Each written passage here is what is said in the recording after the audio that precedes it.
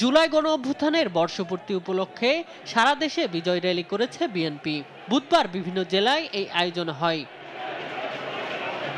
কুমিল্লার কর্মসূচিতে অংশ নেন বিএনপির স্থায়ী কমিটির সদস্য ডাক্তার এজেড.এম. জাহিদ হোসেন।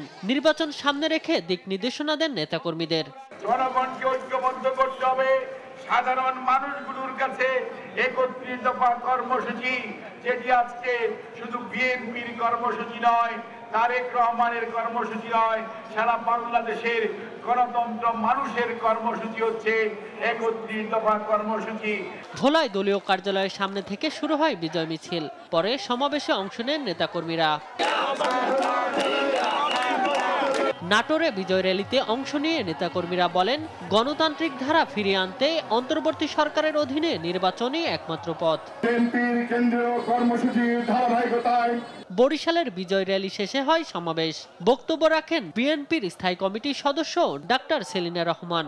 নির্বাচনকে সামনে রেখে সবাইকে ঐক্যবদ্ধ থাকার আহ্বান জানান তিনি। আজকে আমাদের বিজয়ের দিন, কারণ গতকাল আমাদের প্রধান উপদেষ্টা তিনি ঘোষণা করেছেন আগামী ফেব্রুয়ারি মাসে আমাদের জনগণের নির্বাচন হবে।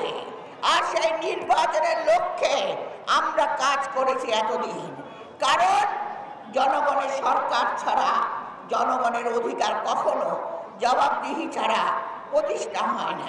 মাদারীপুরে বিজয় র্যালিতে অংশ নিয়ে বিএনপির সহ গণশিক্ষা বিষয়ক সম্পাদক আনিসুর রহমান তালুকদার খোকন বলেন, বিএনপিতে অনুপ্রবেশ করে আওয়ামী লীগ সন্ত্রাসীরা বিশৃঙ্খলা করলে দাঁত ভাঙা জবাব দেওয়া হবে।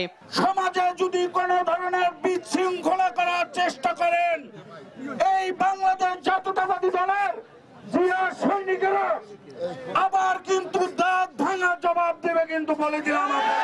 এছাড়া চাঁদপুর, পটুয়াখালী সহ বিভিন্ন জেলায় আয়োজন হয় গণ অভ্যুত্থানের বর্ষপূর্তির বিজয় মিছিল। শামীম হোসেন, নিউজ ডেস্ক, দেশ টিভি।